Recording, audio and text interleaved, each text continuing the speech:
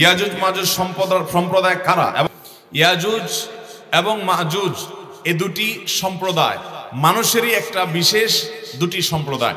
আদম আলাইহিস সালামের সন্তান আমরা যারা মানুষ হিসেবে পৃথিবীতে আছি, আমাদের পাশাপাশি অবিকল মানুষের মতোই মানুষেরই আরো দুটি বিশেষ ধরন আছে, যাদেরকে বলা হয়, একটাকে বলা হয় ইয়াজুজ, আরেকটা বলা হয় মাজুজ। এটা আদম আলাইহিস সালামের বংশেরই তিনটা ধারা বলতে পারেন। মাজুজ সম্প্রদায়রা আমাদের উপরে জুলুম অবিচার করে এবং ফিতনা ফাসাদ করে জমিনে, তাদেরকে কোনোভাবে নিয়ন্ত্রণ করা যায় না, সব তারা গ্রাস করে ফেলে সম্পদ। তাদের এই অবিচার থেকে, ফাসাদ থেকে আমাদের বাঁচাবার জন্য কোনো উদ্যোগ গ্রহণ করেন, তখন মাঝে যেন আসতে না পারে সাধারণ মানুষের সমাজে, তখন বিশাল বড় প্রাচীর নির্মাণ করেছেন, সম্ভবত পিতল দিয়ে। এই অপর প্রান্তে তারা আটকে গেছে, আর আসতে পারে না।